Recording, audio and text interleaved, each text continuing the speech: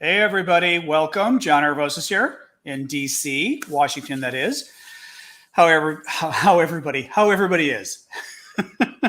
Let me get TikTok started. As always, TikTok, we never know what's going to happen there now that TikTok's playing games with me. But good to see everybody. Let's see what happens on TikTok here. Come on, TikTok. Don't play with me again today. Notifying viewers. Hi, Manda Bear. Apollo, Huzza, and lots more people on TikTok. Hey, everybody. Welcome. Hey, guys. Hey, Ashley. Good to see you. Tara. It's like all the people I know are signing in on TikTok. Woo, man. I am not responsible for the advertising on YouTube. Don't blame me. The YouTubers are complaining. Harvey decided to mention that I wasn't doing enough advertising on my videos. So I turned on the advertising thing, and now I'm getting complaints about advertising. So go talk to Harvey on YouTube if you're upset about advertising. Anyway, hey guys, I am not sponsored, no, but I had advertising turned off for the lives and everything else without realizing it, so I just turned it back on again for my YouTube lives. I've got you guys here on TikTok, and I've got YouTube and thank you, Grandma. Actually, it looks good with the teeth, too. The little mustache. They do that well. DC. Oh, nice. Oh, anyway, how is everybody today? Oof. It's warm here. I may even turn the light down. Oh, thank you. Thank you for my Borg appendages. Hold on. I'm going to turn the light down a little bit while I can, just to give me at least the sensation of less heat. Hi, Finland. Hey, everybody. We usually take a few minutes to have folks just introduce themselves, say where they're from, if you would. So I can see just how badly YouTube or TikTok is throttling my account. Thank you, TC. Oops, Sasha's annoyed. I know. Hey, don't do it. Don't do it. She's back. Oh, you can. The TikTokers can see her. She was peeking out the edge of the couch there, defending me. That was funny. Oh, thank you, Christy. Appreciate it. Oh, man. I know. Happy Friday, everybody. Woo. The day started off slow for me, and then, the lights. Okay, Google, turn on the living room lights. Magic. There you go. All right. For you. Somebody was upset. Jennifer was upset I didn't have the blue lights on. And actually, with the curtains closed, because the sun's so hot, it actually gives more light, which is nice. Anyway, guys, we usually go a few minutes just to wait for folks to come in. So till about 5 after till we start. John, do you get demographic reports on TikTok? I do. For the lives, I don't know if I get demographics for the lives. I'd have to check. I do get demographics overall. Of course, the lives, TikTok has pulled the plug on my lives, so now I get like 25% of the people show up than there were literally a couple days ago. Yes. Hi, everybody. So TikTok, as always, playing games. What do you expect? The pup. Oh, geez. Thank you. Oh, I didn't put my mic on. Yes, I need to make sure the dog has water. Of course, I didn't fill her water bowl. See, even you guys remember the stuff I'm supposed to do before the show. I've got to fill the dog's water bowl because that way there's less of a chance she's going to get annoyed while I'm talking. There we go. All right, she's got her water. All right, that's at least a good start. Yeah, she's laying down on the couch today, so there's a chance. Who knows? Oops, didn't put my mic on. Hello, Victoria, Australia. Ooh, when I said Google, it made your phone turn on. I'm sure. Oh, I know. We had a little bonjour de Montréal. Montréal. Okay, j'ai oublié où tu étais. Yes, we did. We had a little impromptu. Thank you, Borderline and Jean. We had a little impromptu morning party. I decided just to go online for fun, so we hung out for an hour and just talked. Nothing too serious, just fun stuff. So, la la la. All right, I'm going to give it one more minute, and then we'll dive in. And we will start the shoe. But as I said, feel free. Yeah, Tesla. He's such a goof. The man ought to be sued by the shareholders. I swear to God. It just, anyway. No notification again. Of course not. That would be too, I don't know what they're doing. I mean, I do know what they're doing. It's annoying. What do you do? What do you do? TikTok is playing games with people doing content about Ukraine. What do you do? Figured you did, but wasn't sure. Thanks, John. About what, Becca? I don't even know. I'm not even sure what you were talking about there.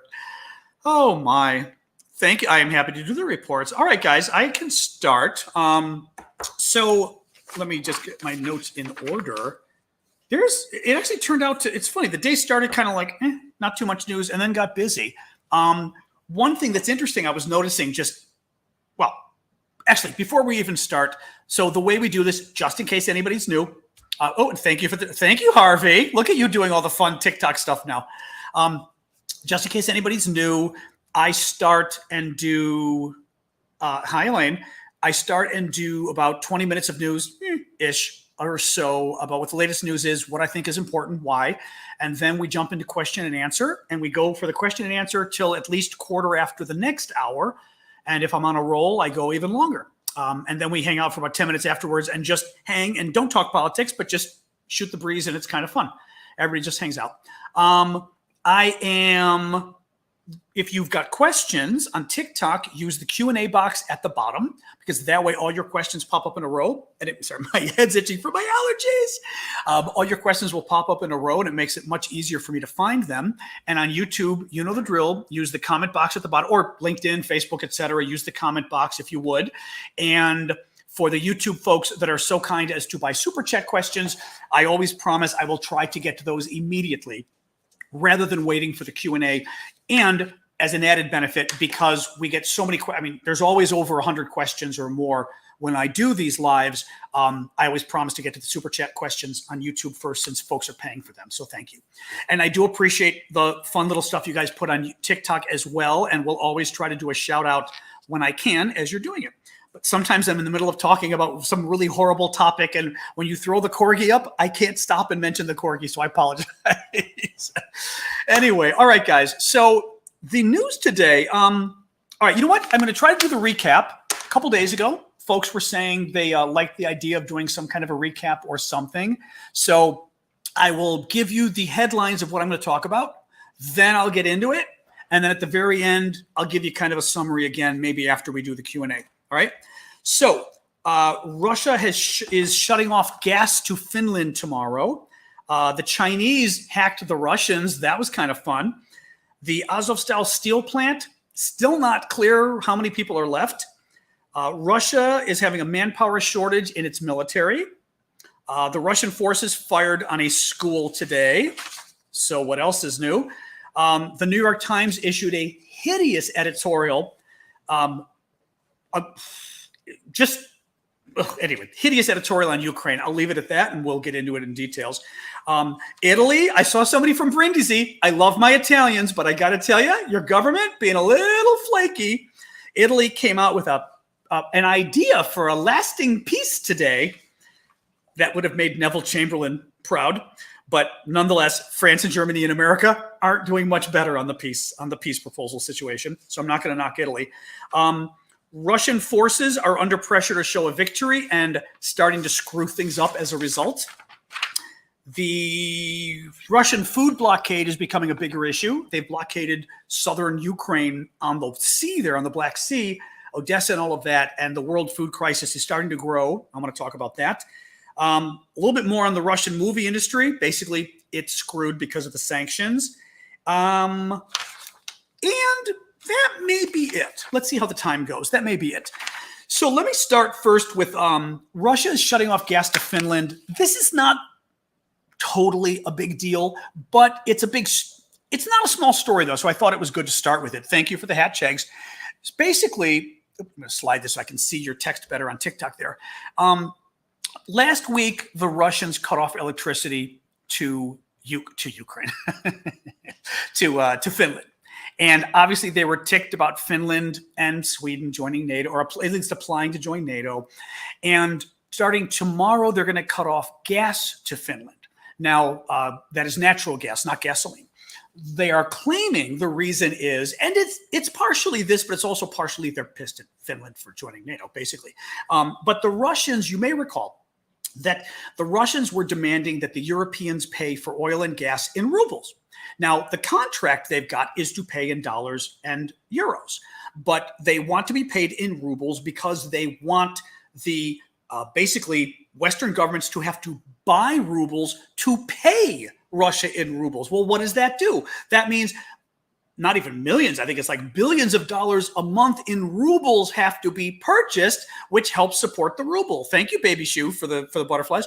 That helps support the ruble and makes the ruble stronger, right?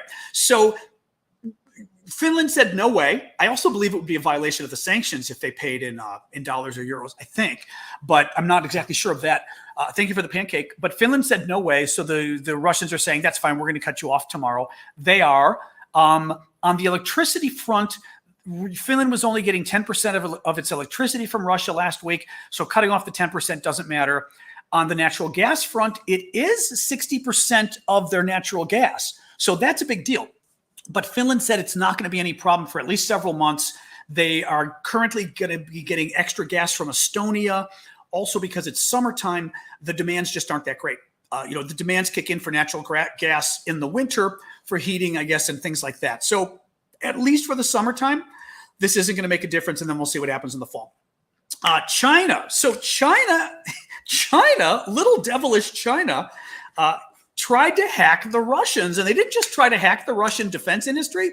They tried to hack the Russian defense industry at the beginning of the war, and they tried to use the war as a vehicle for hacking the Russians. I mean, it was kind of, I used the word bitchy. I know we're not supposed to use that word, but it was kind of bitchy of China to do this. So what the Chinese did was they launched an attack on several Russian defense industries, and all of these industries are subsets, or institutes, actually, these institutes. They're all subsets of the big Russian defense company called Rostec.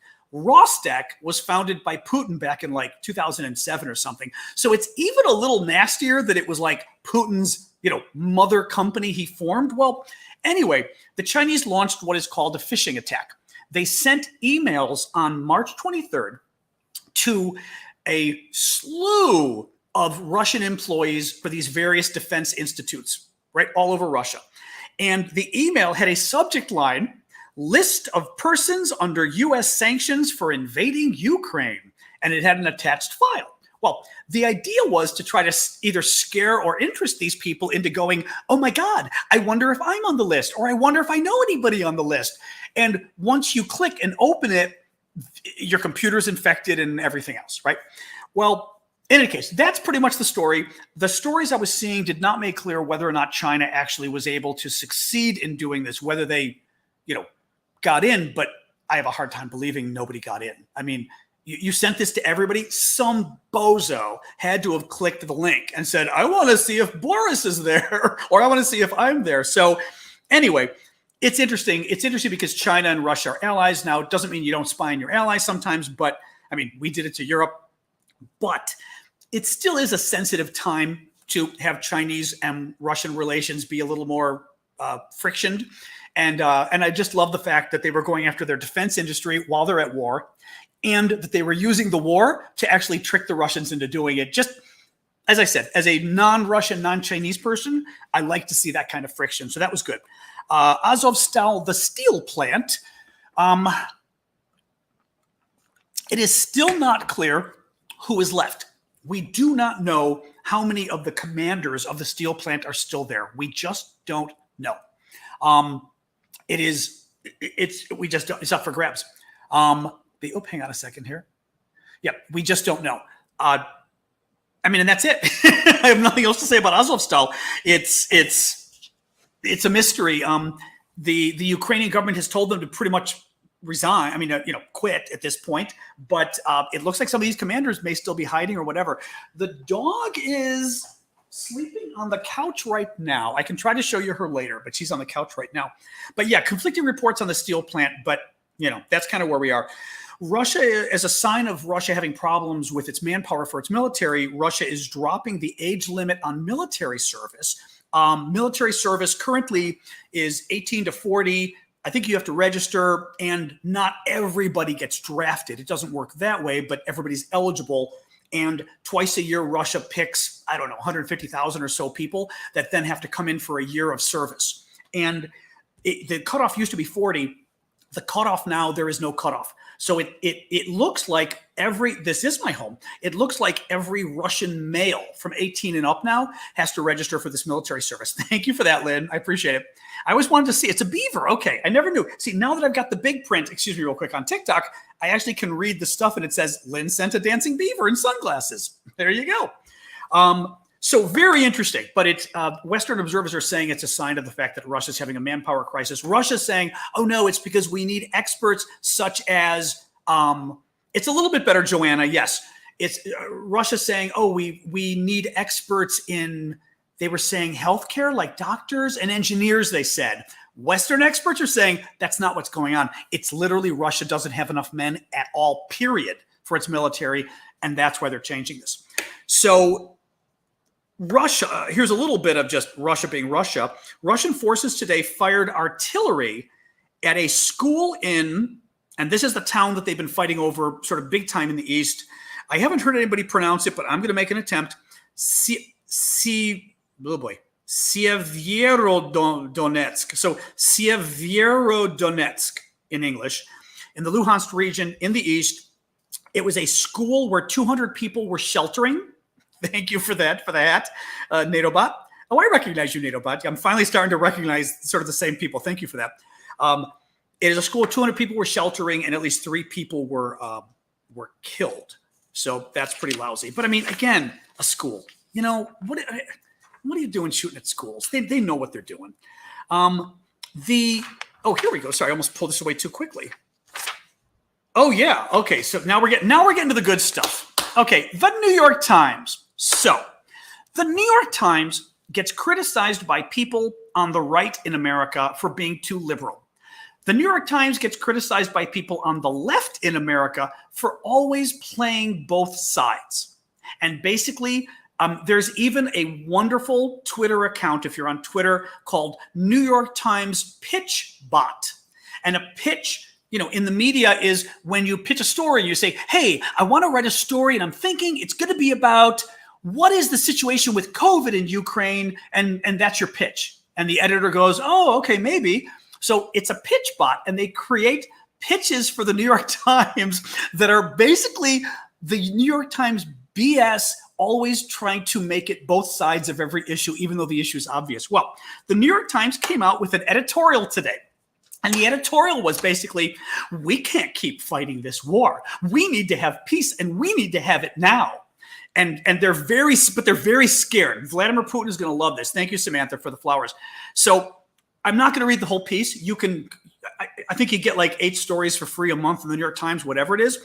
The story, the headline and the story, it's an editorial. The editorial, which is the opinion of the editors of the New York Times, starts off, the headline and the beginning says, this war, it's becoming complicated.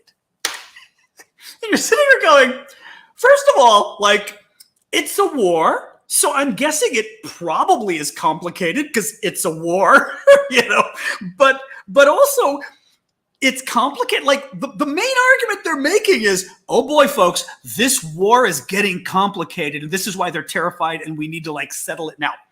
Their argument for why it's complicated is even the experts are saying this could drag on for months and we could be entering a very dangerous phase. And now the dangerous phase, by the way, is a phase where Russia isn't winning. This is between the lines of what they're saying. And Putin, the reason I'm saying you can read between the lines is because the phase is Putin could get very upset in the next few months. Thank you for that. Chegs, thank you. Putin is getting very upset in the next few months. And what do you think comes next, folks? Putin's getting upset. What could happen that the New York Times is now terrified about? Russia could go to war with America and they could use nuclear weapons. I mean, I'm reading this shit going, are you freaking kidding me? Are you freaking kidding me? I mean, this is the BS we had to deal with at the beginning of the war 10 weeks ago, right? Well, Russia, oh my God, Russia's going to get mad and they're going to go to war and then they're going to use nuclear weapons. So that's their first thing. So the first thing is the war is complicated. And actually, the war, isn't complicated at all, ironically, right? It's pretty clear what's going on in this war. Who's the good guy? Who's the bad guy? Like, it's not even vaguely complicated as to who's the good guy and who's the bad guy here, okay? This war is not complicated. 2, Russia's going to nuke us. Russia's not going to nuke us. We've got nukes too. And as I keep describing or explaining to people, we've got nuclear submarines. And the Brits have nuclear submarines. If Russia nukes us, they cannot. Russia, I'm telling you folks, you can Google it. The Russians could destroy every piece of life on this planet, every human being in Great Britain, every human being in America, and they couldn't touch our nuclear submarines. Our nuclear submarines would survive, and they would then destroy Russia with all of their nukes. It is a guarantee. There is no way, other than something crazy, I mean, literally some lunatic in Russia doing something really stupid, there is no way that rationally we are going to, Alex, everybody give Alex some sunflowers. I say, ja iz Ukraini, which either means I am Ukrainian or I'm in Ukraine. Either way, let's give Alex some sunflowers on TikTok. Sorry, Alex, we have a little tradition here. So I want to tell people, we have a little tradition here that when somebody from Ukraine comes in, I'm from Ukraine. There you go. We shower them with sunflowers to welcome them. And we also have a tradition that whenever the evil Russians come in to annoy us here, we also shower them with sunflowers, but for a different reason. Oh, another one. Okay. I see another one, I think. We've got lots of Dimitri too. Excellent. Oh, well, hello, Dimitri and Alex. Good to see you guys. CB, let me continue with this thing, and then I'll get to that. So to continue, right? This one really got me. So we're talking about the New York Times editorial. This one really got me. The New York Times editorial about why we need peace now. We can't keep doing this war. It's getting dangerous. Oh, Ukraine, Donetsk. Oh, wow. We've got all the Ukrainians here today. Welcome, everybody. No, it does. It's nice to see you guys here. I mean, we obviously worry about you. So it's sort of that one world. Okay, and that one's way too long for me. From Sasha. Buja. No, Buja isn't where. I don't remember Buja. Slava Ukraini, I know. Dякую за підтримку. Oh, forget it. Dякую, I think, is thank you, but I don't know the rest of it. All right, in any case, so this one really got me. So this is the next argument from the New York Times. Some people, this is when they do their both sides crap. Some people think Putin should be held accountable for the war crimes and literally charged with war crimes. Other people think maybe we need to settle this matter and not have nuclear war. I'm reading this going, you literally brought up the war crimes and the idea that it's almost kind of crazy, some of these crazy people who think Putin should be held accountable for genocide. Like, what kind of warmongers are those, right? It finally, I don't even remember what the finally thing was. Anyway, I don't even remember what the final one was. What worries me is you've got that. I had told you previously about Italy, France, and Germany presenting all of their we need peace now, we need a ceasefire now. Let me tell you what Italy did today. And again, Brindisi guy, I'm really sorry. I adore Italy. I even speak Italian. You know, I am the lover of all Italy, but your foreign minister pissed me off today. So listen to this. Italy's foreign minister, Luigi Di Maio, said that Italy has developed a plan aimed at creating a lasting peace. Ooh, it's like a lasting peace. Sounds great. Peace in our time, folks. Peace for our time, folks. A lasting peace in Ukraine. The plan includes 4 steps. 1, a ceasefire. 2, negotiations on the international status of Ukraine. 3, bilateral agreement on Crimea and Donbass. Let me tell you what this is. So 1, ceasefire. In other words, let Russia dig in. So the problem with the ceasefire, I don't remember if I did a video, I think, right before I started this on the ceasefire. The problem with the ceasefire is Russia is not doing well right now. Russia is having a manpower crisis, as we know. They're also having a weapons crisis because the Ukrainians have destroyed a lot of the Russians' weapons. The Russians are also having a logistics crisis. Thank you for the little crowd, Chegs. I had a podcast. I got bored of podcasting after like 3 or 4 years, though. the Russians are also having a logistics crisis. They can't get their troops food and water. They can't get their troops munitions. They can't get their troops equipment, right? So what do you think is going to happen if we have a ceasefire? Russia's going to go, this is great. We can finally get all the food and water and munitions to our troops that they need. Hey, you know all those troops of ours that are exhausted? And I think, I didn't even, the next topic I'm going to talk about after this, and I've got to get to CB's question too, but the next topic after this is how the Russians are under so much pressure to show a victory that they're not letting their troops rest, that the troops from Mariupol and the troops that were attacking Kharkiv, both of which, Mariupol, thank you, Elaine, the Mariupol troops, because now the factory's emptied out, right? They can go north and start fighting. The troops near Kharkiv got beaten by the Ukrainians. Rather than Tiklu who? That's cute. Thank you. Rather than let the troops rest, they've taken these troops from around Kharkiv and around Mariupol and sent them to the east to fight. Apparently, you can't do that. You've got to let them rest first. Otherwise, they're useless. What did the Russians do? They sent them anyway. What does a ceasefire do? It lets them rest. What else does it do? Bam, bam. Thank you for that. What else does it do? It lets the Russians start digging in. They can put landmines down. They can start digging trenches. They can put, anti-tank, whatchamacallums. Oh, you know what they're called. The funny names for the I asked you guys this once at the very beginning. I know what they're called.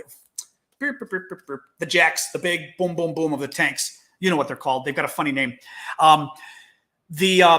Anyway, that's what a ceasefire does. So that's the first problem, the ceasefire. Second, from Italy, negotiations on the international status of Ukraine. The big jacks, but hedgehogs. But they are like big jacks, aren't they?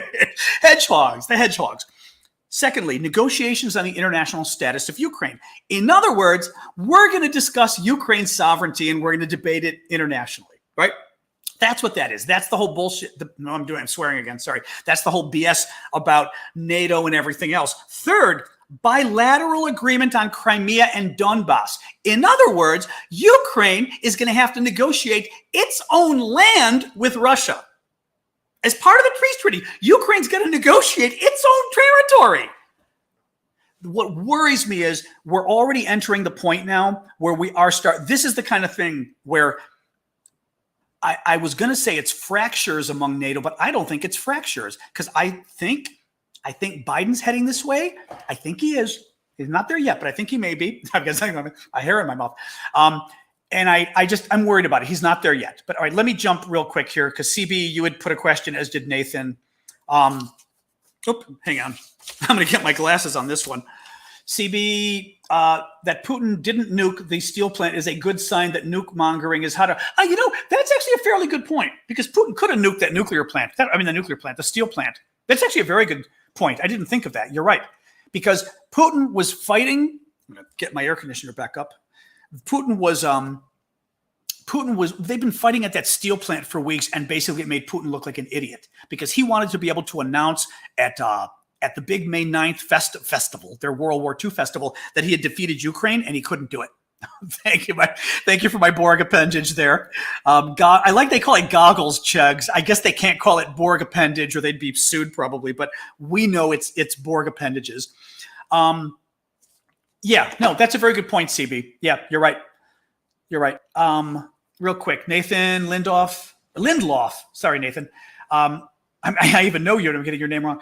Does the plan include Italy giving Russia some of its land in this deal? If not, they need to STFU. No ceasefire. Also has a sip of water. Thank you. I'll have my water. Yeah, no, I get where Europe and everybody else is coming from. The problem is it's a little too easy to talk about the ceasefire and stuff in the abstract because it does sound like, isn't peace a good idea, right? Isn't it great to have a ceasefire and negotiations? In principle, thank you for the glasses there. What was that? Cha-cha my disha. That's a good one. Isn't that a great idea that they could stop fighting and discuss peace? It sounds good until you look at the details and you realize you were literally talking about about locking in the Republic. Why do I call the Russians Republicans? Something about, I don't know what that is. It's bizarre. You're talking about locking in the Russian advances and the Russian successes. It's crazy. What do we got here? Oh, yeah. So then the other story, but I already kind of hinted at it, is that Russia is having the manpower crisis. They're also having a crisis of victory. So they're being forced to send their troops in to the east from Kharkiv and from Mariupol without giving them rest. I know it's a slip I always make. I don't know why. Without giving them adequate rest. And let me read this to you really quick. In particular, a lack of reserve manpower is forcing Russian commanders to consolidate depleted battalion to tactical groups. So this is happening because they don't have other men to provide. Russia will probably redistribute these forces without adequate preparation, meaning the forces from Mariupol and Kharkiv, without adequate preparation, which risks further attrition. Attrition meaning they get killed or injured and go away. The report from Britain's Defense Intelligence Agency said, and then there's the New York Times explaining, refurbishing units after combat and giving them a break before they are redeployed is necessary in wars, says Ben Barry, an expert at the International Institute for Strategic Studies. Isn't that I think that's the big London one, is it not? In any case, yeah. So but it's an interesting story too, because it's more signs. Thank you. I'm going to go with the inspired woman.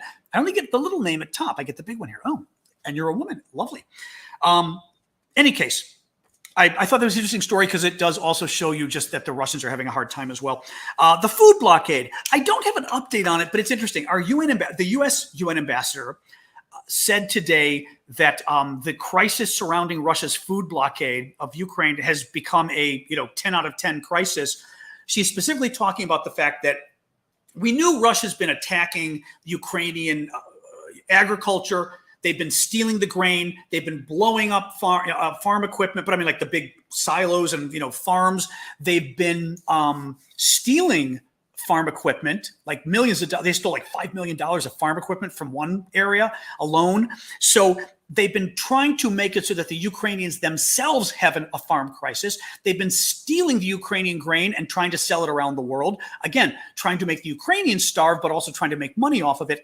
And the Russians have also put not an embargo. What's the word I'm looking for? When you put all the boats, the embargo, I guess. Embargo? Not an embargo. Anyway, the boats all along the seacoast, right? To stop boats from being able to leave Odessa and go to the rest of the world. What does that do? It stops Ukraine from getting its grain to sea and to go to the rest of the world, right? So this has been a mess, a blockade. Thank you. I knew it was an embargo. It's kind of an embargo, though, as well, the blockade. This is not only causing a crisis for Ukraine, there is serious concern that this is going to lead to starvation in Africa blockade is the word I was looking for, SW, that this is going to lead to a food crisis in Africa and in other places. I think, and again, this is one of those things where maybe I'm just too aggressive on stuff like this. I don't know. But I felt like from the beginning, the Pope could have, thank you, Schultz. The Pope, I think, could have done something. The Pope should have, I think the Pope even said he was worried about the food. The Pope should have said, I'm sending in, we're going to buy some boats or rent some boats. We're going to send them in under Vatican flags, and they're going to pick up the grain and they're going to move the grain. And if you want to blow up a boat with the Vatican flag on it, you go for it, Putin. You go for it. Right. And I would have done it on Easter just for good measure. Say it's Holy Week. You want to blow it up you want to blow up the Vatican during Holy Week? You go, boy. Right. That's what I would have done. You also could have had the United States do the same thing. We could have had NATO do the same thing. The UN, maybe they need the Security Council to approve it, and Russia would have vetoed it. So maybe the UN, I don't know whether the UN could have done something, but it ticks me off because that's the kind of thing we should have done. And we should have dared Russia and said, you know what? You literally want to attack commercial boats delivering grain? You go for it, Russia, and make Russia cause some huge crisis. But it just, anyway, pisses me off.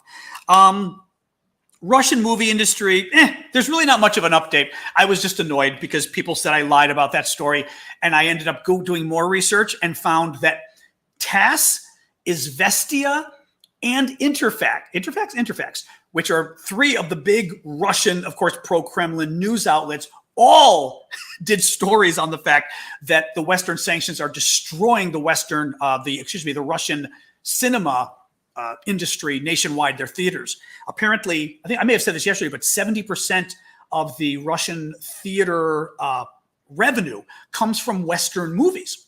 So they lost 70% of their revenue, Moscow, from February to March of this year, 2022. In other words, end of February is when the war started. So from February to March, proceeds at the movie box office dropped 50% in Moscow, 85% around the country in smaller towns around the country. Basically, the Russian movie industry is in serious trouble, or I should say the movie house industry is in serious trouble. But according to an article I read in Izvestia, or translated from Izvestia, there's also the problem of it's now having a ripple effect because a lot of these movie theaters are in shopping malls. And when people are not going to the movie theater, they're also not taking advantage of going to the shopping mall. So the stores at the shopping malls are also having serious problems. So anyway, it's a problem. Another little, I've only got one or two more quickly. I see maybe just one more little point to make, and then we'll just dive into all Q&A. Thank you, Grandma Holly, for the glasses. A friend of mine and I were talking yesterday. I never want to quote her without quoting her, without permission. But a friend and I were talking yesterday, and she made the point. We were both kind of talking, but she made the point, when you look at these news stories about the fact, think of what the Russian troops were stealing in Ukraine, right? They were stealing car batteries. Remember the one guy goes to Belarus after being in Bucha and goes to Belarus with 12 car batteries that he stole in Ukraine, and he was going to mail them back home. Another guy is stealing toys for his kid. Remember there was the guy that stole the little girl's cell phone, the pink cell phone? My favorite one, there you go, exactly. CHSGW is saying here, the dude with the car hood. The guy stole the hood of a trunk of a car, and he was in that same Belarusian post office trying to mail it home. And somebody stole a toilet. I didn't even know that. They stole washing machines. Exactly, Stephen. There were trucks with washing machines. What my friend was saying was the Russian economy could have been, probably was, in far worse shape than we even realized, right? I mean, if you think that this was the kind of stuff that people, and we're probably talking people from the countryside, maybe Moscow, who knows, but certainly the countryside, I think, these guys were shipping things. Moscow is, I don't know, was it 500 miles, we said, from Ukraine, more or less? But when you get to the rest of Russia, you're talking 1,000, 2,000 miles. You're talking pretty far. I mean, you're shipping a car battery 2,000 miles, a car hood. I mean, it is a sign of how exactly what Zepper is saying here on TikTok, a sign of how desperate those men are. It is a sign of how desperate the economy is over there, probably, And that's, to me, I just thought that was a very interesting observation. And it then goes to the question of what the sanctions are doing to the economy, because, we don't get a lot of news as to what's actually happening. We can't trust the news we're getting from people there. I mean, you can't tell the truth. If you're telling the truth, you're going to jail, right? People are getting arrested for holding up blank pieces of paper. No one is telling us the truth about the economic sanctions. Who's broadcasting from Russia? They can't. You'll go to jail. So it's hard for us to get the info, but just based on this, it's got to be, I think the situation was her conclusion was the situation was much worse than we probably realized, just looking at the situation before we sanctioned them, just looking at the kind of things they were stealing, because you just sit there and go, like, 12 car batteries and a car hood. I mean, like a car hood. Anyway, very interesting. All right, that's it for the news today. I'm going to save the recap. I will save the recap for the very end. I don't think it's up to you guys. I mean, when I do the recap, I'll just do like the top headlines of what I did. Should I do it at the end, like right now, or should I do it at the end, like when we're done, after we have the Q&A? What do folks think? I could do either, but it's just, I don't want to keep doing the recap 3 times. You want to do this? End of Q&A. I'm getting after. Okay. Well, it's like, I'm getting now, after.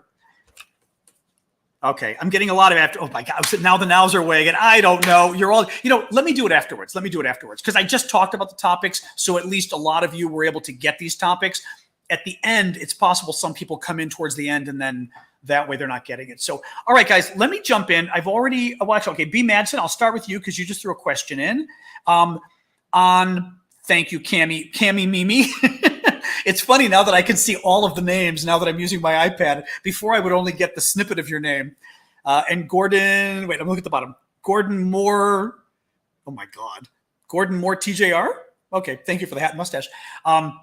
let me be Madsen. And on TikTok, feel free to put your questions in the box at the bottom, as I said, that says that has Q&A. Oh, and I'm betting that let's see here. Oh, you did do it. Thank you. Thank you, Syndicate. I was going to ask you to turn your end of things on again, but you already did because you're always one step ahead of me, and I appreciate it. Is there cease or peace? Is there cease or peace that does not send a message to Putin that he can do what he wants because NATO, the West, is too scared? The West doesn't consider this. I got to tell you, I know I could do a poll. I thought of doing a poll, but honestly, everybody was all over the place anyway. I think what B's getting at is there any kind of a ceasefire or negotiation for peace or something that can be in a way that doesn't empower Putin? I mean, a ceasefire, I don't think so. You would have to talk to the military guys if there's any way to do any kind of a ceasefire that doesn't, inure, as we say in the law, to Russia's advantage. And I'm not sure what that would be. I think the hardest part is, even if you said you can't put down landmines, you can't build trenches, in other words, you can't build up your defenses, what you're getting, dang it, Adam, thank you for that. What you're still getting is the Russians aren't fighting. Their troops are exhausted. Their troops need time off. Remember, too, they didn't take time off when they were fighting in Kyiv either. The troops that got beaten around Kyiv, the capital, and then got sent east, they didn't get time off. The troops that are now fighting around Kharkiv that got beaten, they didn't get time off. And the troops that were fighting Mariupol, they didn't get time off. All of them got sent to the east. They're exhausted and they can't fight well. If we have a month of negotiations, 2 months, even 2 weeks, there's no way to say, well, keep them running on a treadmill so they're tired or something. You know what I mean? Like, it's going to benefit them. Also, you know what you don't do? You don't do stuff like the New York Times did. You frankly, Grandma Holly, thank you for the confetti. You also don't do what Biden did. And, again, Biden, I think, has handled this very well. But at the beginning, he showed a little too much fear. I mean, he literally talked about World War III. Like, don't talk about freaking World War III, And I'm sorry, they're doing it again. They wouldn't give Ukraine the, what was it, MLRS system, I think. It was a multiple launch rocket system, basically this rocket that can shoot farther, because they're afraid the Ukraine is going to use it in Russia. Okay, maybe. But they also were afraid of escalation and what might Putin do if he got mad. And this stuff from Italy is saying the same thing. This stuff from the New York Times, forget it. The New York Times was far worse than Italy. I mean, the New York Times stuff, literally, he's going to nuke us. What are we going to do? That is a gift to Putin. And it's also a gift, Mama Kendra, thank you for that. It's also a gift because you are you're showing divisions even within the United States on that one, which is really bad. It's really, hang on, slew of questions. Let me star these so I don't lose these. Hang on. Thank you. You know how much I love the little undersea thing, Flower Lady. Thank you. That is one of my faves. Mikela. Combat Med smuggled footage. Yeah, I did see. I didn't report it as a story because I wasn't sure sort of what to say about it without showing it. And it's hard to show, obviously, with the two screens. There is a really interesting story from the Associated Press. Google it, and you will see the video as well of a woman, a Ukrainian woman, who is a combat medicine lady, combat doctor, basically. And she, if somebody has her name, could you actually put her name in the comments? Because I'd love to be able just to tell people what her name is, the Ukrainian combat doctor. But basically, the first 2 weeks of the war or so, she decided to film I think she put a little camera on her head and decided to film everything. I don't know, was it Katya? I'm not sure what her name was. If anybody knows, sorry, I'm still waiting to see if people come up with the name. But she put a camera on her head and filmed it for 2 weeks, like going through the first 2 weeks of the war and all the patients. I mean, these two young children that came in, their parents had just died. Yulia, call her Tiara, Yulia. Okay, the medic. They're saying Katya, Tiara or Taria. Anyway, you guys can Google it. Yulia. Okay, Yulia. We'll stick with Yulia. Any case, these parents get killed. Their two children get brought in, horribly beaten up. The girl's leg is hurting her. The boy is unconscious. They take them inside. They're doing CPR on and the boy looks like he's 8 years old. CPR on the boy, on his chest. It doesn't work. The boy dies. And you're watching this though live. You're like, oh my God. And she turns to the wall and just starts crying. She can't take it. And she's still got the camera on. So all you're seeing is the camera looking to the floor and you hear her crying. You're like, oh my God. Then she goes outside for a break and tells somebody else outside and says, the boy died. The girl, they're still giving the girl CPR and we're hoping, which means they're still doing this to the girl, which crazy story. Well, she ends up getting picked up by the Russians. I didn't get all the details about how her footage was smuggled out. I saw some of the details and people were actually complaining that they shouldn't have said how she did it. Yeah, her name is Yulia Palevska, P-A-L-E-V as in Victor, S-K-A, Palevska, Yulia. And in any case, awful story. She then gets, picked up by the Russians and disappears.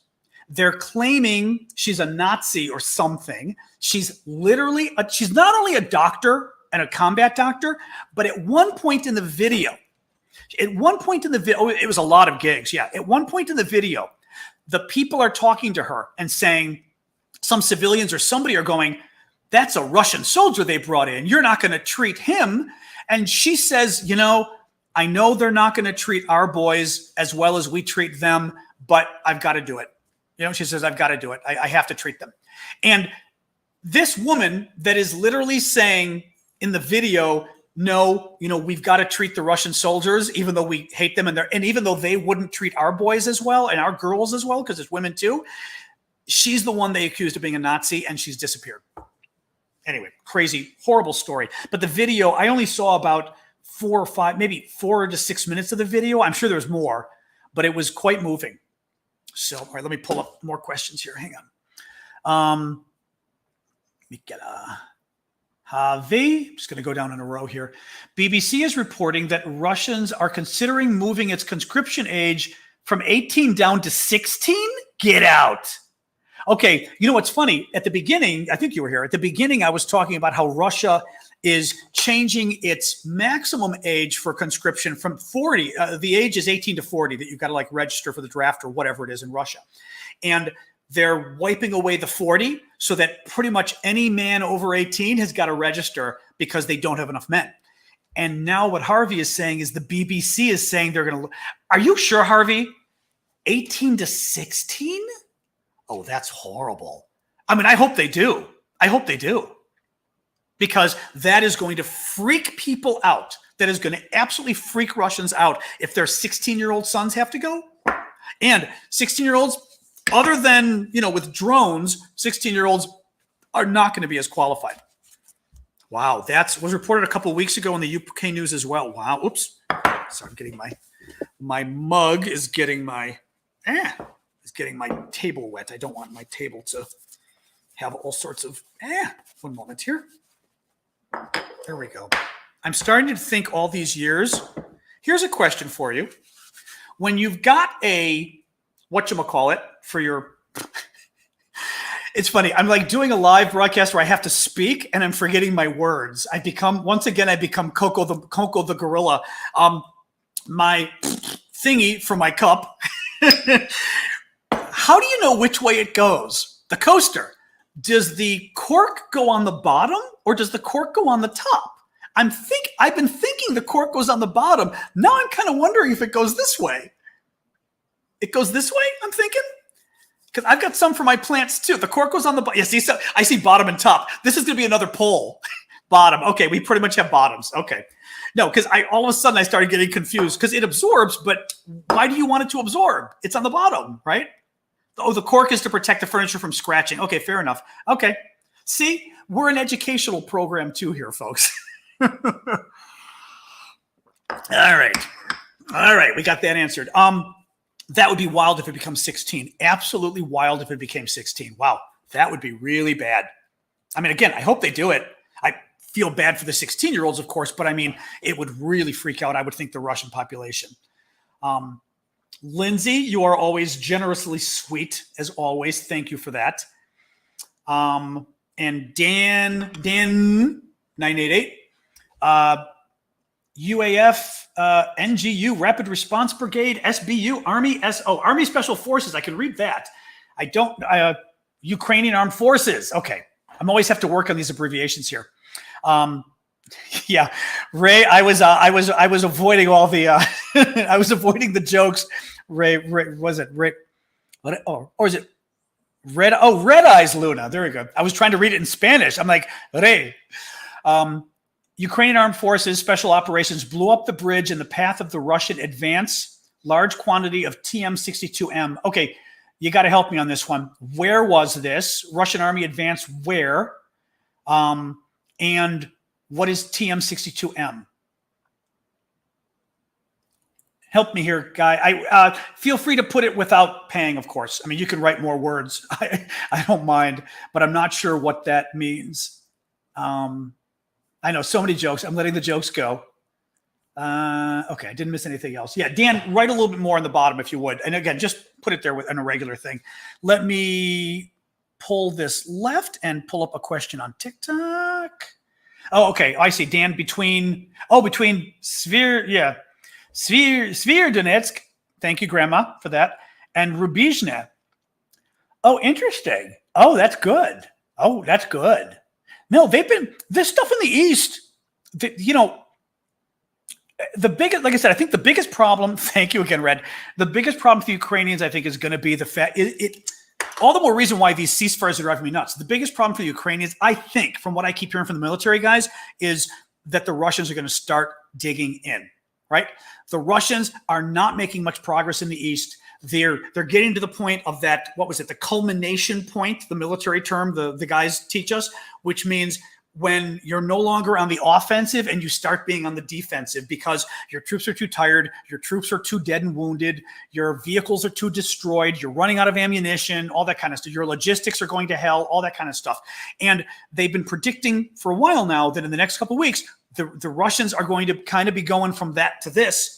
And that's when the Ukrainians really start doing better. But in the South, you've got the problems of the Russians really starting to dig in and trying to take the land in the South forever, basically. Any case, just to sort of give you that on the East. Digging in like they were doing at Chernobyl. Yeah.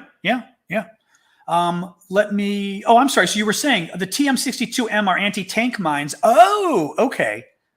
Only the bridge was destroyed. Okay, but that's good though. If it was blocking those guys, blow up the bridge in the path of the Russians. Excellent. Okay, that's great. Excellent. We like that. Excellent.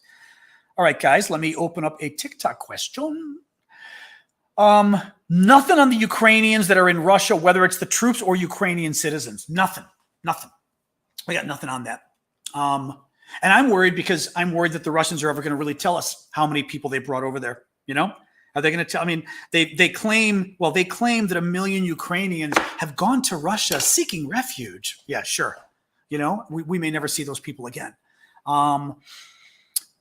Critical analysis of Russia on TikTok lives. I'm not sure what that means. Nothing with Belarus. No, Belarus has been relatively quiet. Remember, they were kind of saber rattling and they were moving their troops to the border.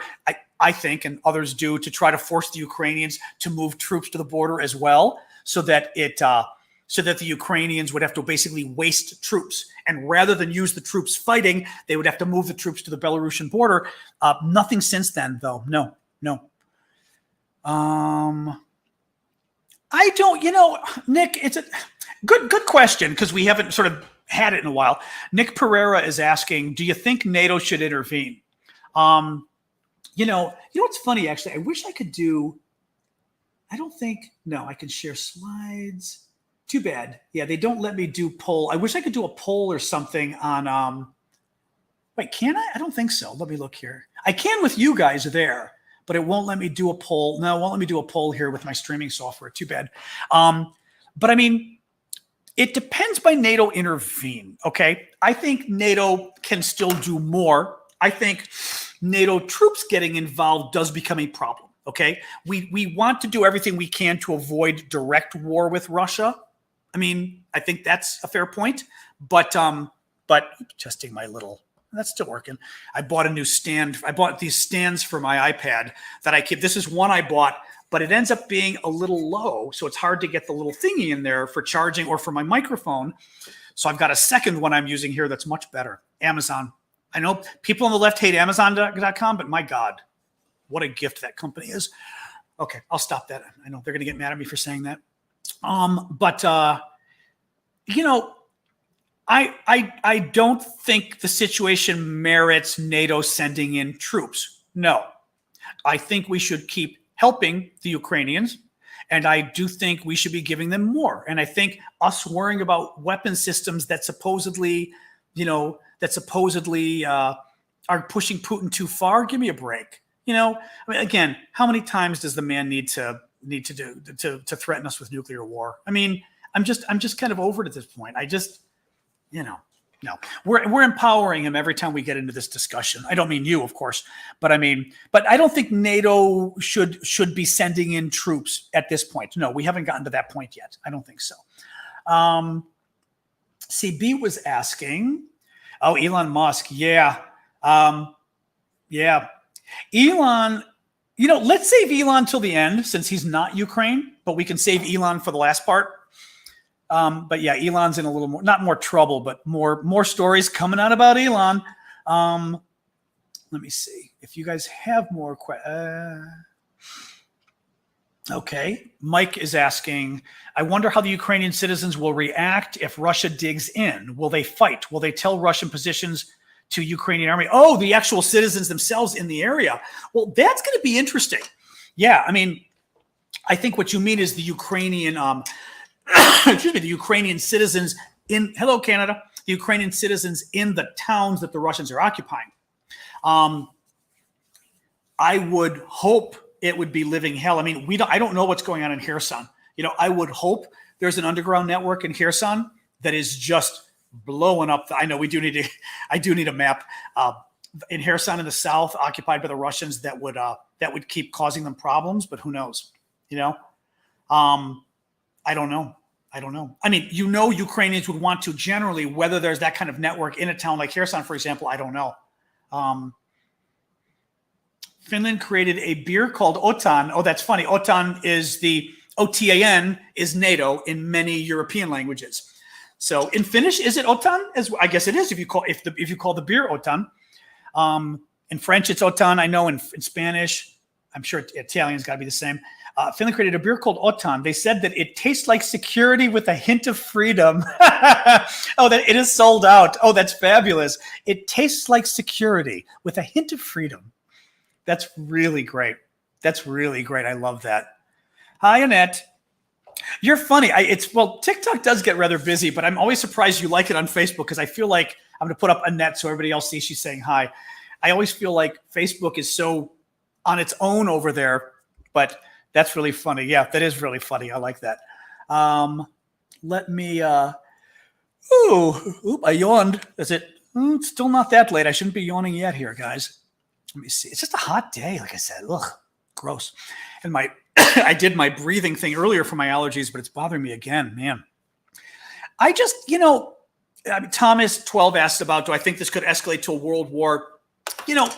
It depends what you mean by world war. And I'm not trying to be funny by asking that, but some people are worried about world war thinking it's going to be a nuclear war. I think we're already edging towards it being a world war in the sense that much of the world is supporting Ukraine as the Russian former colonel said on Russian TV, the entire world's against us. You've got a lot of support, clearly, for Ukraine here. And in many ways, you at least have a war. We're not supposed to say it, but it is true. You've got a war of all of us taking on Russia at this point. But I don't know that I don't think it necessarily has to become a war where we're all fighting each other, where NATO has troops on the ground and Russia does, not at the pace it's going right now. If Putin doesn't do anything stupid, it doesn't have to, if he doesn't use nuclear weapons or chemical weapons or biological weapons. If he does, then I think all bets are off. If he uses any of those things, it's not just giving Ukraine more weapons at that point. I think it's a whole other ballgame then. Have a. I may do my inhaler again. God, I'm gonna have to. I see the doctor next week. I'm gonna have to tell him I'm having a hard time. I hate doing more drugs though. Harvey, did you see the rant that was written by Maria Vorontsova? Oh, I knew that name for some reason. Putin's daughter. Oh, I heard about it, but I didn't read it. On a university alumni page, calling the Ukrainians dogs who need civilizing. Ooh, it got leaked by an anonymous source.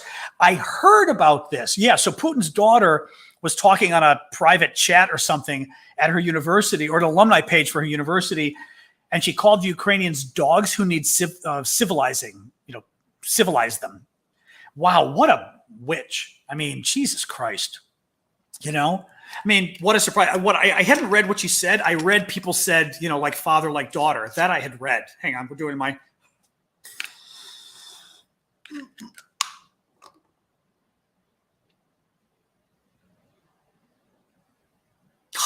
There we go. Wait a minute and do a little bit more. But yeah, these people. But, not to mention, I'm sorry, but,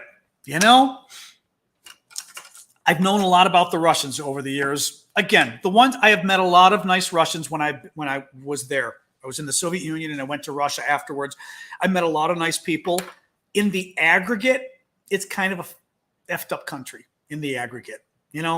After a couple centuries of really bad despots, you kind of have to ask yourself if maybe there's a reason this country keeps breeding really, really, really, really bad leaders and always hell-bent. Somebody had done an analysis. Actually, I read an analysis recently that they were talking about why the Russian soldiers were so, prone to human rights violations and everything. And they were talking about a basic violence in Russian society and how, God, I forgot, was it certainly in the Russian military, but it was talking about society at large and how violence is just much more expected and accepted than it is in many of the countries in the West and everywhere else. And that therefore it's not surprised that it made its way into the military because it's a little more. No, I happened to go visit the Soviet Union when I was doing I was doing a year abroad in Paris when I was in college. And I went to the Soviet Union for about 10 days and then went back to Russia like 1992, 3 maybe. I went back to the Russian Far East, which is really fascinating too, which I really, hey, Jesus Christ.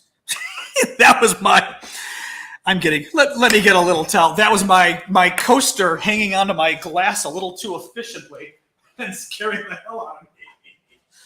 All right, one moment here. Let me get a towel. I don't know why you know what it is? Actually, I'm not even thinking. It must be the heat today that my glass is sweating like crazy. I had ice water in here, but because it's in the 90s here today, that's got to be what it is. It's sweating and going nuts. There we go. All right. Good. Now I will be less. Actually, let me just see. Getting the water off my table so I don't destroy my table. All right. Enough of this. No more coaster. The coaster is banished. All right. Go away. All right. I'm back. Sorry about that. So yeah, Putin's daughter, big surprise. But I mean, but at the same time, from what I've heard of the Russians and what I've heard of the Ukrainians, somebody could use some civilization lessons, but it ain't the Ukrainians. The Ukrainians seem to be some pretty amazing people. Okay, that's it on that. Oh, Mike Murphy. Sorry, Michael Murphy. And then Dan, let me get that too. Michael Murphy, if it escalates to direct conflict between USA and Russia, would we attempt to occupy Russia? No, I don't see that. I mean, again, hypothetical here, right? That we're literally at war with Russia. I think, God.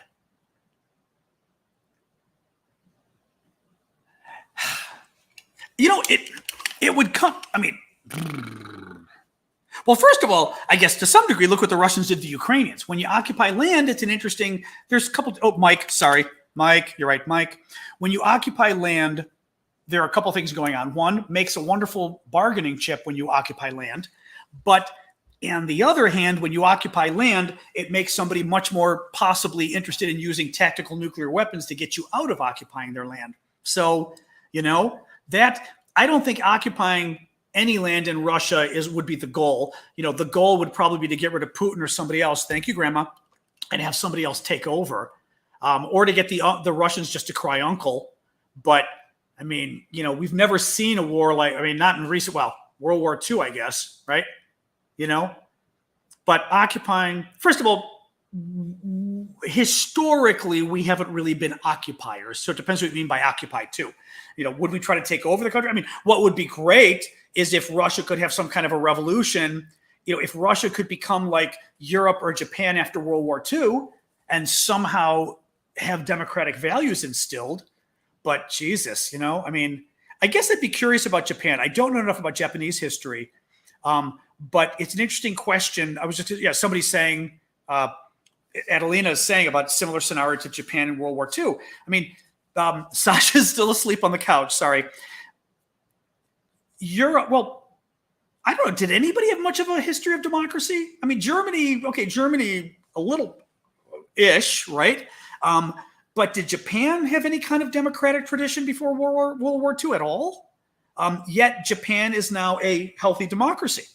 Because I keep trying to think, can Russia end up having a democracy unless Russia has a revolution first, meaning literally a revolution of the people that overthrows the current system and says we can't operate like this anymore. I just don't know that it could work. Thank you, JR. I'm going to call you JR for that. And May, thank you. The best. Oh, the best grandma. That's cute. The best grandma Ann. Thank you. I always saw the little name. I see my allergies. This is probably why the throat was bothering me too. My allergies are kicking in again. I don't know. That's an interesting question. I don't know. But I don't think it's the kind of thing we would occupy like we'd stay there. It'd be the kind of thing where we'd come in and we'd be like, you know what? You need to denazify yourselves and you need to be a democratic country. But that's the kind of thing they've got to want to do. I mean, Russia needs its own little revolution, and they've got to clean. I mean, Ukraine needs to clean up its own democracy too. But Ukraine did though. Yeah, you're right. Ukraine's been making a lot of improvement on the democratic front over the years.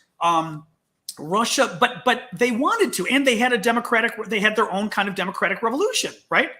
Right? With already forgetting the color. Was it violet? I should know what the color of the revolution was.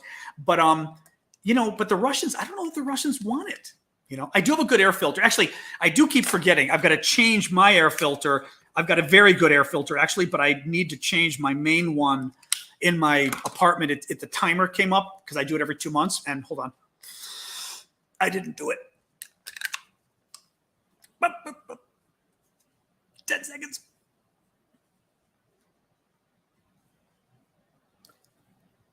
Harvey is talking about Japan. Japan's a weird case. Virtually, there's only one. The only condition for peace after the bombs were dropped was to keep the emperor, even if it was a constitutional monarchy. Okay.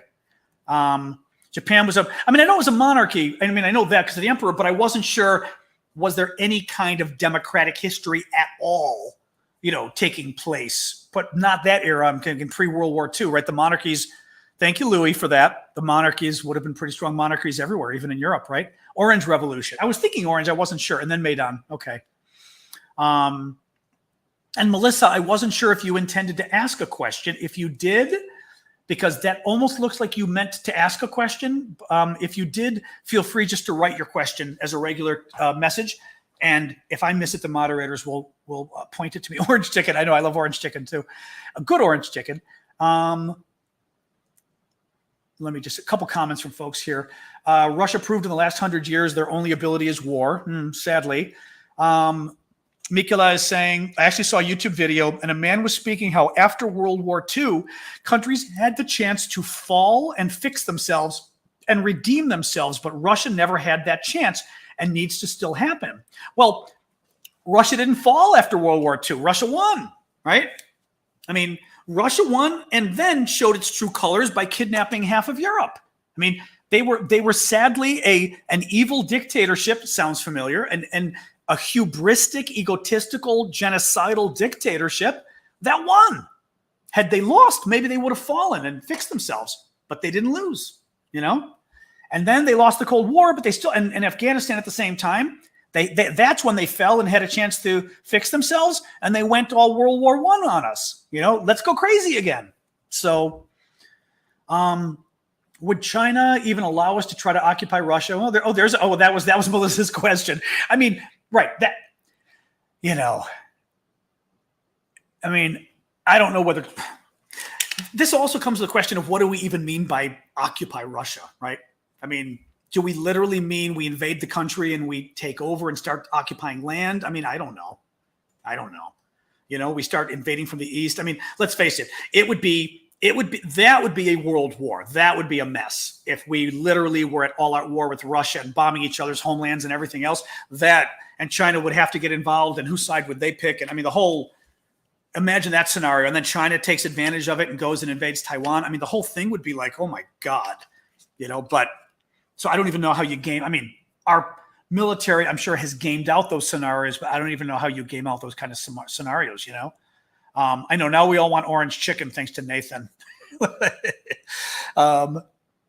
Let me pull up another question on TikTok.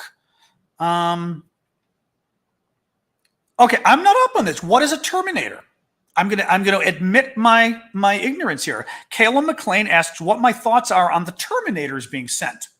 I don't know. Tell me what the Terminators are, guys.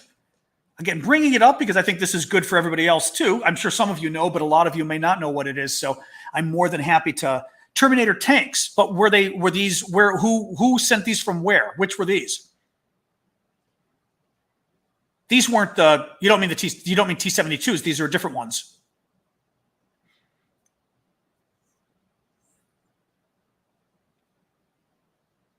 Urban fighting tank. Okay. Sorry, but who sent what tanks to where is what I'm asking.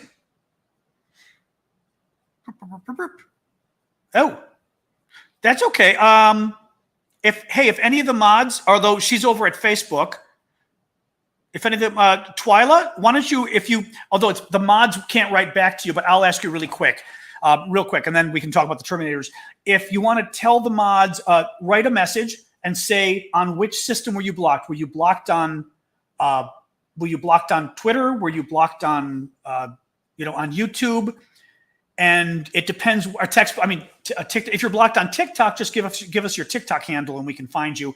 If it's on YouTube, it's a little more complicated. You've got to give your YouTube URL, and we can get to that. But anyway, I'm not up on the whichever tank John Connor. I know. I was assuming we weren't talking about John Connor here. The Terminator is a T-72 base with two 30-millimeter guns and ATGMs. They're for urban fight. Oh, they're for urban fighting. Okay, but who sent the tanks to whom? That's the other thing I'm asking. Is the nickname for the Russian tanks that they're sending to the east? Oh, interesting. Okay. Oh, that's interesting. I am not up on that. I also have not read any of my military boys that I follow on that either. Tyson's over there on Facebook. Okay, yeah, Tyson, if you can help her. Twyla, Tyson Davis is very helpful. She's one of our mods. If you maybe want to, you can even converse with her in the comments there. Although I think it's going to throw the comment here. But you know what? But you guys figure it out. You could always follow each other and message each other on Facebook if you want. But otherwise, let me know if there's a problem because I can try to figure out how to unblock you. It does happen. Sorry about that. Harvey, actually, let me see. Did I have a couple? Oh, I did have a couple things here. Sorry about that. Actually, yeah, Dan, I did used to ask the doc about a nebulizer machine. Oh God, I don't want the machine. I'll see what he thinks. I mean, it's my excuse me, it's my asthma doc. So he knows what he's doing, but I'll talk to him next week. Yeah. Harvey says, sadly, I think it's an issue endemic to Russia, even when Yeltsin was in charge, that Russia was virtually run by strongmen, banditi, monsters. Yeah, they like that. Or is the banditi the word they use? Banderiti, the Banderites. They like that term. I had to Google. Mobsters, even when given the option, they went a violent alternative. I really do feel like Russia just had such promise in the 1990s, you know? It bums me out. It really bums me out. Oh, is that who she is? Tara, is that who you're saying? Remedy Bunny? I'm not sure what you're trying to tell me, Tara. Sorry, let me see here. Oops. Sorry, I'm trying to help somebody here with their blocking. I don't think I can do that from here. I do not think I can't unblock anybody. Well, I can't risk unblocking anybody right here. I'm afraid of what it might do. I know I could check I've got a little O2 meter too. I will check. Actually, that's a very good point. I've got my little O2 meter I bought for COVID. I will check my oxygen level. You're right, because that's something I do want to be careful with. Richard Wright, it's weird. He saw my comment. Okay. As long as you guys can help each other here, I'm fine. Just let me know. Harvey, yeah, I don't know. I did study international relations. And I mean, one of the things that I've always felt was you've got to, I'm ready. People are giving me recipes for tea to help with my breathing, with my allergies and my asthma. I'm going to write this down. Honey, cinnamon, and lemon. I love all of those. Honey, cinnamon, and lemon. Okay. I love those all. I will try those. Thank you. I'm not sure what is if it's on TikTok, what's your TikTok name? Twyla. If it's on TikTok, tell me your TikTok name, because I've got one of the moderators over there who can hopefully unblock you if that's where it is. I'm working on it right now. Oh, Tyson's helping. Oh, although Tyson, I think, is okay. You know what? Sorry. Tyson's doing it, Tara, because Tyson, I've also got Tyson. I added a few more of the moderators on TikTok who are just the regulars who I know now, just to sort of as do backup. So Tyson, Ann is one of them. So she, I think, is on both and is helping. Sorry, guys. We're trying to help somebody who was blocked accidentally here. But she's on both, so she's helping. Actually, I didn't mean to not explain. I didn't explain to all the moderators that we had other moderators. I was just we had a couple moderators drop out, and I was trying to make it easier for those times like this morning when I just jump in. So that oh, that's funny. COVID. You know, the thing is, I have the COVID test here, but I doubt it's COVID only because this symptom's been hitting me for like 6 weeks now. You guys have seen me in previous, thank you, Chags, for the hat. You guys have seen me in previous chats for like 6 weeks now where I've had needed the inhaler. It's just, this is a really bad spring.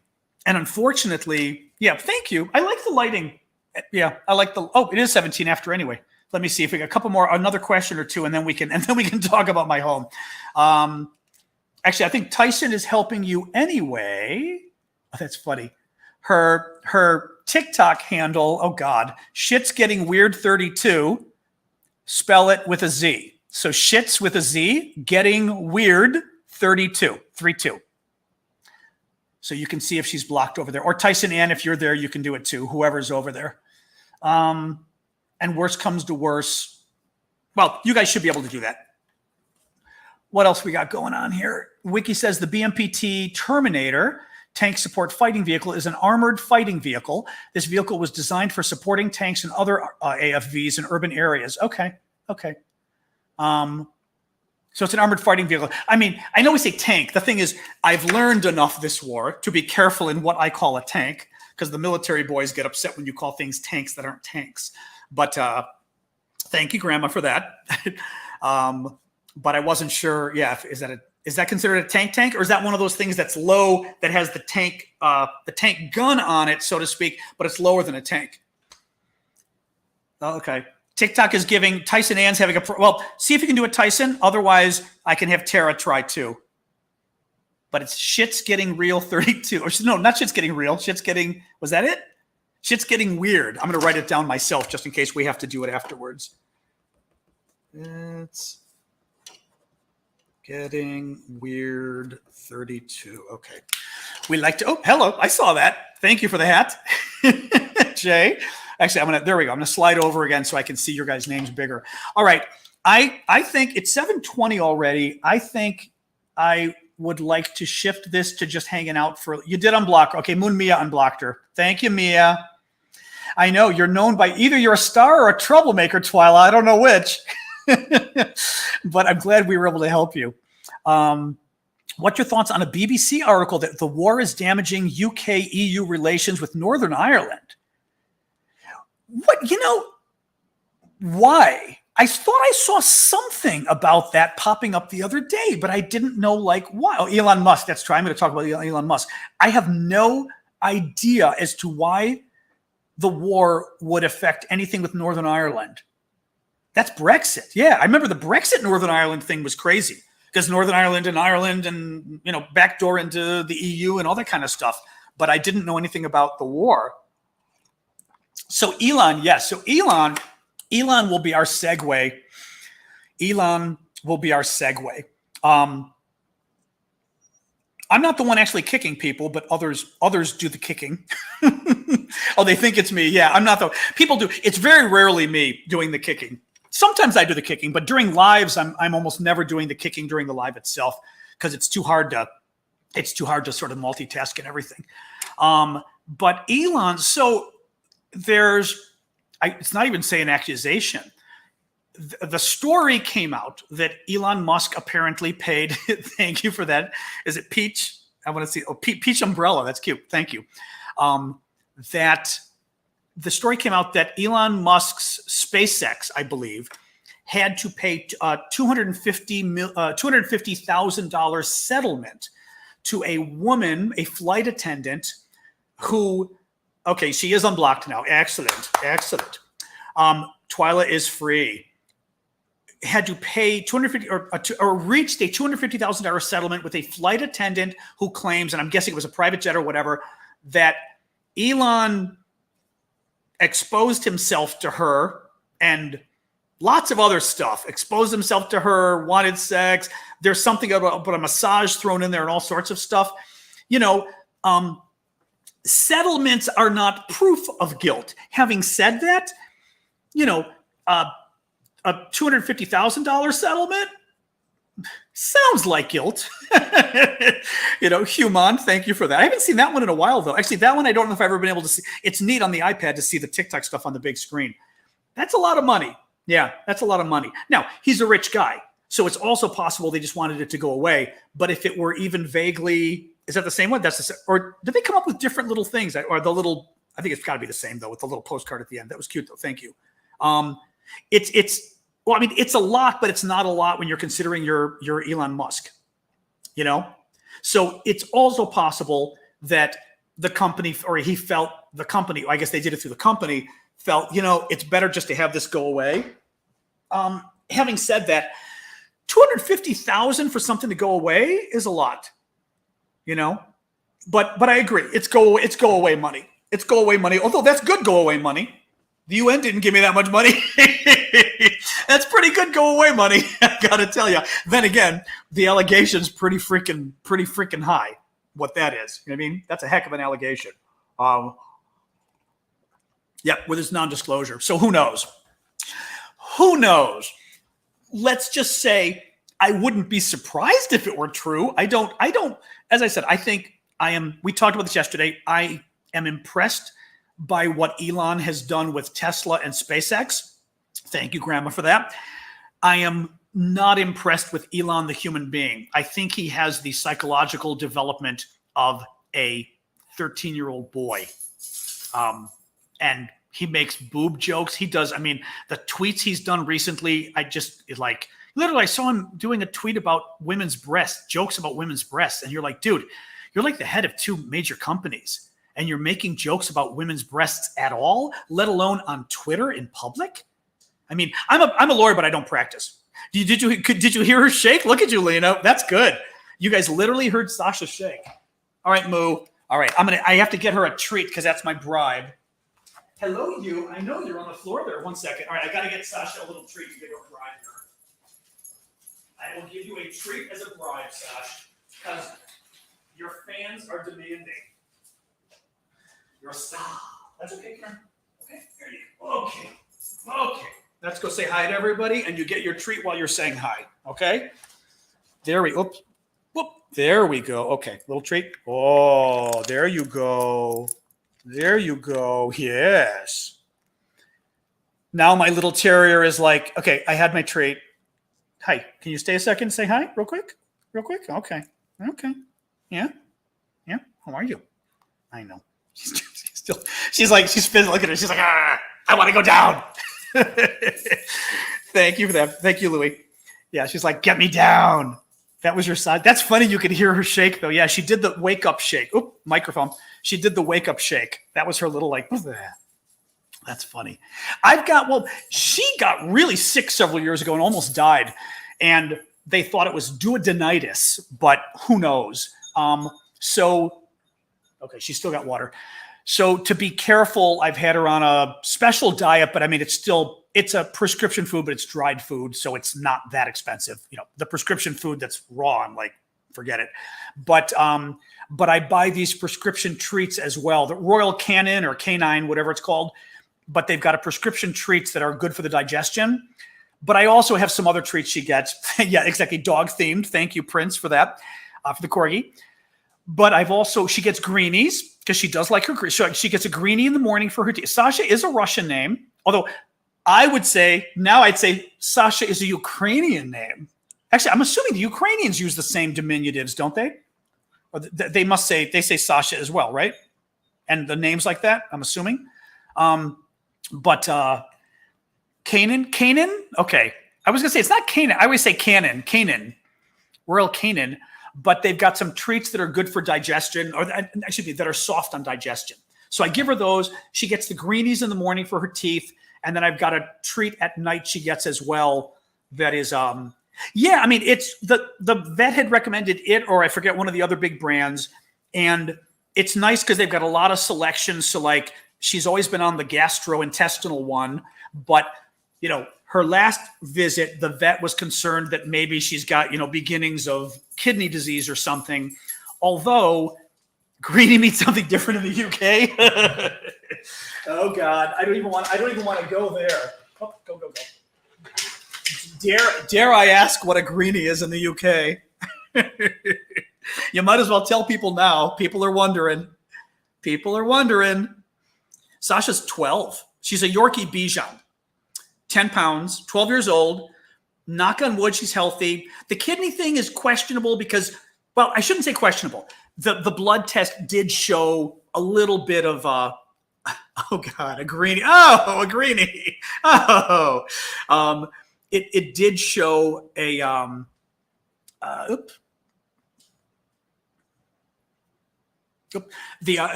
it showed like some of the the stuff the kidney get rid of was building up in the blood a little. The vet said, it's not kidney disease. It's nothing to worry about yet, but he recommended we change to the sort of kidney specific food. And Royal Canin, God bless them, have I'll stop with the dog talk, but they have a gastro food that is half gastro and half kidney. So I was so excited. So I got to switch from her gastro to her kidney. The gastro is just to be careful, just because of what happened before. That's not required, but I like to be safe. But so she's on the kidney stuff too, and knock on wood. But she's in good health otherwise. For 12, she's quite the spry little girl. And coming back in. All right, 1 second, Sash. Here we go. Okay, come with him. There you go. Oh, and now, of course, she wants to play, but it's a little early to play. We will play in a minute. You have a Yorkie Poo has gastro issues, special diet treats. She has not had a flare-up, thank God. But it's still, my nose is itching. She has not had a flare-up, but I still worry about it, so I'm careful with it, But for a little dog, it's not bad. No, I mean, I pay $100 a bag for her food, but that bag could last 3 months. Maybe. So, I mean, $30 a month isn't cheap, but it's my pet. It's not terrible. You know what I mean? It's not like I'm paying $100 a month for her food. If she were a big dog, forget it. Then it would be. And exactly, Sasha's the cutest. For Sasha, only the best, but it's not that expensive because she's small. That makes it much easier to deal with, Italian Greyhounds can live to 26. Get out of here. Seriously? Get out. I figured being a big dog, there was no way they could. Hi, Codeine. How are you? I heart Codeine. Get out of here. There's no way greyhounds can live that long. Can they really? Wow. Yeah, she does not have sensitive skin, thank God. But yeah, no, it seems to be good food. And I think, and also once you, Sasha, what do you want? Oh, now you want more. No, now you're just begging. I know. We'll do your teeth afterwards. She wants me to clean her teeth. She doesn't like the cleaning, but she likes the toothpaste. And then she likes afterwards, there's a different kind of greenie she gets that she's very happy about. So let me tell you, now we're talking about greenies. So let me tell you my story of when I was flying Virgin Atlantic and we were going over to the G20 or something or other, big economic summit of the big economies over in Edinburgh, Scotland.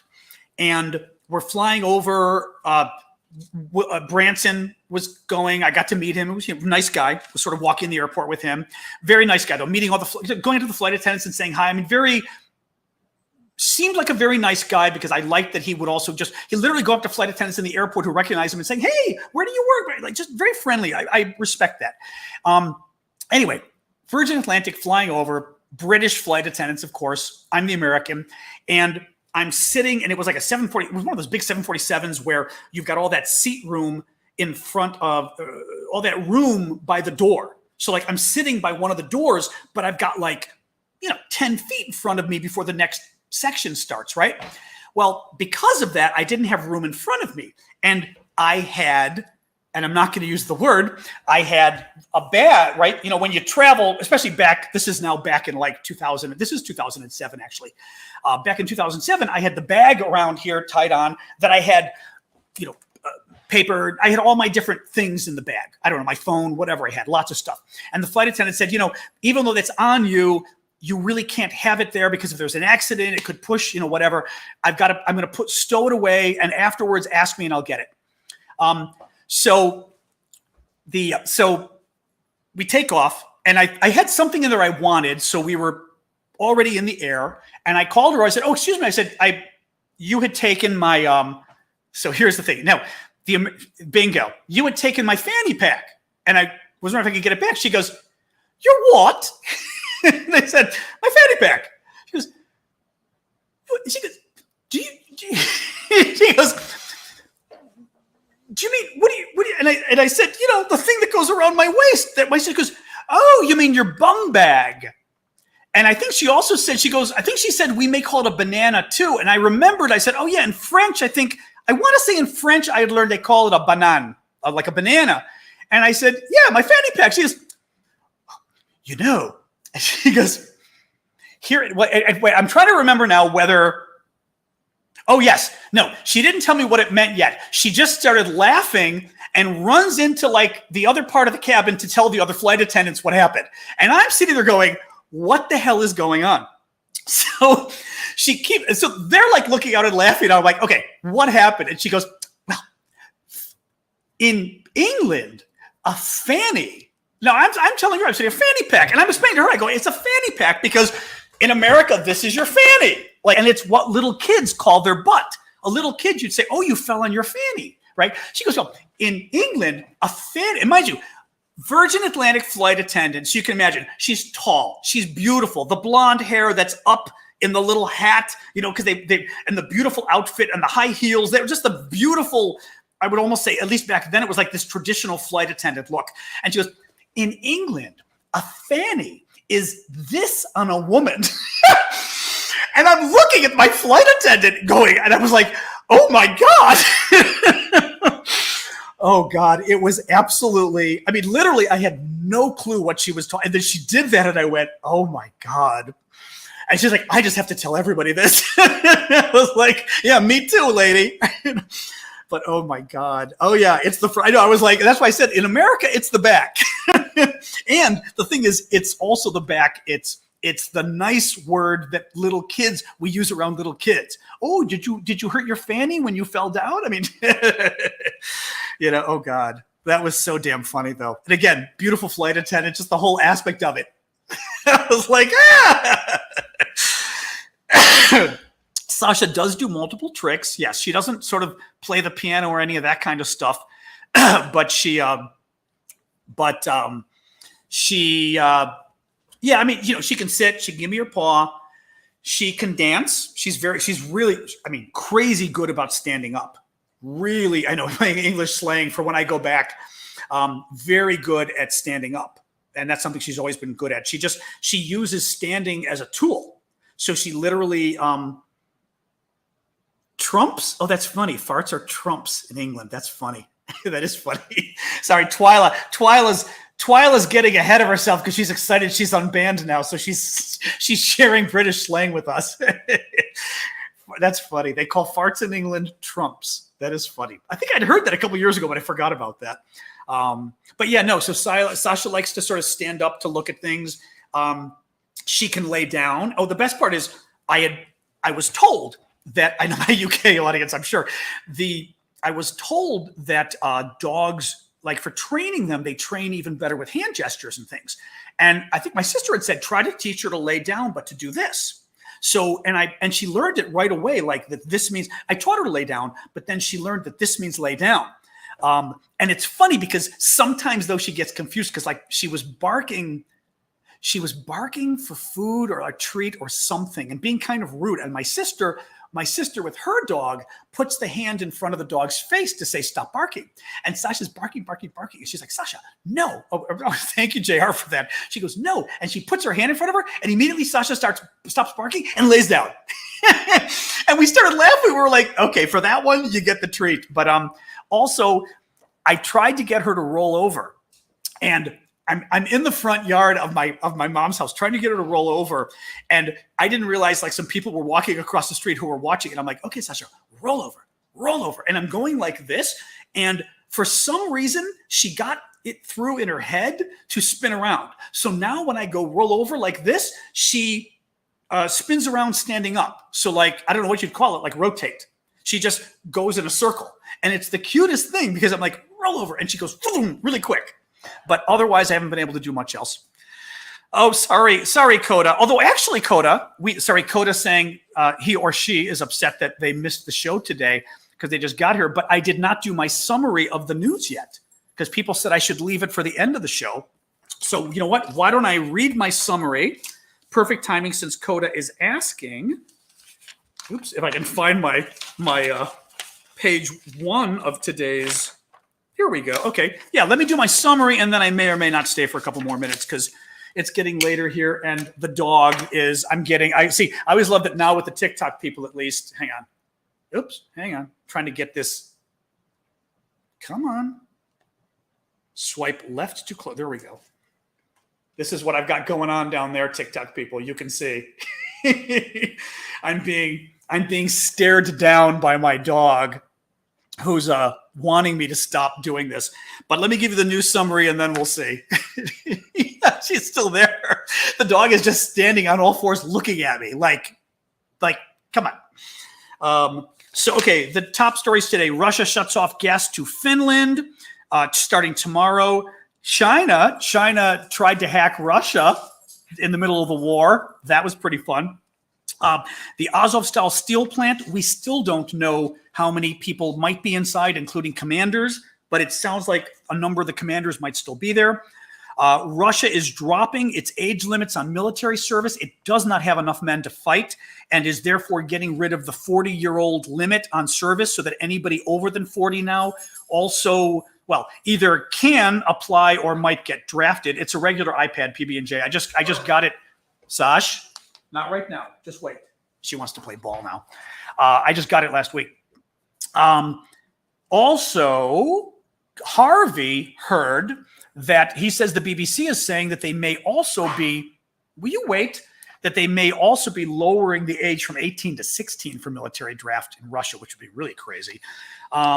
Russian forces fired on a school Friday where 200 people were hiding. At least 3 people were killed. The New York Times really wants the war to end soon because it's complicated and they don't want to get nuked. So they want Ukraine to pretty much cave on everything. Italy pretty much agrees with the New York Times. Russian forces are under pressure to show a victory and therefore are rushing things and not letting any of their forces get rest. And it's causing problems. Yay. Russian food blockade is causing growing concern. And I'm asking whether it's about time that somebody tries to run the blockade. And my allergies. The Russian movie industry kind of screwed, or not the movie industry, but Russian theaters are in danger now because 70% of their income came from Western movies that they showed. Now they're not getting any Western movies. And the prediction is that 50% of Russian movie theaters will have to close down, causing a big impact on the local economy of shopping malls and things like that. That's my summary, folks. All right. I shared my embarrassing Brit story. I think I want to go, guys. 7:40. I'm going to go relax a little bit, maybe make some mug cake. Tomorrow. So tomorrow, I'm still deciding on the weekend. Thank you, Fretta. I'm still deciding on 1 or 2 o'clock. I said 2 p.m. Eastern, but I'm trying to decide if 1 p.m. is... No, I'm going to do 2, because you know what? Even though 2 is getting a little late in the day, I know from... thank you, Lucy and Christy. A double whammy of those. Thank you, guys. I know from other weekends that I've appreciated doing 2 o'clock instead of 1, because 1 o'clock was almost too soon. Like, I didn't have enough time to get enough of the news sort of aggregated. 2 o'clock gives enough of a chance for the news to happen. So let's do tomorrow, 2 p.m. Eastern. That is 2 p.m. New York time or 8 p.m. Paris time. 2000 hours Paris. And we'll do that. And I will, as always, thank you, Chegs. I will always, I will set that up right now when we get done. So if anybody's confused, you can go to, thank you. I saw the dog there too. Thank you. Who sent me the corgi? Oh, Listen sent me the corgi. Thank you. Listen, B. Oh, listen before you talk. Okay, cute. I'm going Listen, B. That's cute. Mountain time versus Eastern time. You must be 2 hours previous. So if it's 2 p.m. Eastern, it's got to be noon Mountain time. Should be, right? Central, Mountain, and then Pacific. Sasha, just wait. So it should be noon for you. The best part is, okay, here's a little trick. I told people this before. On TikTok, once I set it up for tomorrow, and I will set it up in the next 10 minutes, you can go to my TikTok profile. And in my profile, sort of towards the bottom, you will see a link that says like live tomorrow. It will give you the local time where you are of what time the live is going to be. So that way, 20 heures, exactement. That way, you can sort of see your time. If you're anywhere around the world, it makes it a little easier. And the same thing happens on YouTube. You can go to my YouTube homepage, and you will see the live waiting there, and it'll tell you what time it is too. So there we go. All right. Ooh la la. And exactly. Well, the iPhone has a world clock anyway. That's true. So you could plug in Washington, D.C. if you always want to know what time it is where I am, which would be very romantic of all of you, and probably a little creepy too. And I'm never touching UTC again as long as I live. You can all just figure out where Paris is for all I care. Okay. Sorry. Mike is saying, Reuters is saying that 1 hour, the rest of Azov has surrendered. Okay. So it looks like, but meaning it looks like the leaders have surrendered. Okay. And we're heading to make, someone else now is heading to make, Lucy is, of course, Lucy, you're doing to make orange chicken. Yeah, I wouldn't mind finding a decent recipe. It's just kalinita agori or korimu, whoever that is. I don't know whether, like orange chicken, if it's not, I don't want it too sweet. A little sweet is good, but not too sweet. But sometimes orange chicken can be too much. But otherwise, it's my favorite if it's good. And of course, you're battering it and frying it, which is probably why it's my favorite anyway, because it's fried. And frankly, anything fried is going to be really good. As people were telling me, I learned the other day about chip sandwiches, which I didn't even know was a thing. That you crazy people over there, they make sandwiches on white bread out of potato chips. And then somebody told me, oh, you got to try them fried. Like I was like, ooh, a fried. Is it like a fried battered chip sandwich or something? I don't even know. I won't mock it though, because growing up, we would put potato chips on a hamburger bun, a hamburger in a bun and eat them. And that was quite good. But yes, it's a thing over there in the UK. The Irish do it too, apparently. Mayo. I'm not a mayo fan though, so I wouldn't do mayo anyway, but crisp. Oh, that's it. Crisp sandwiches, they're called. Yeah.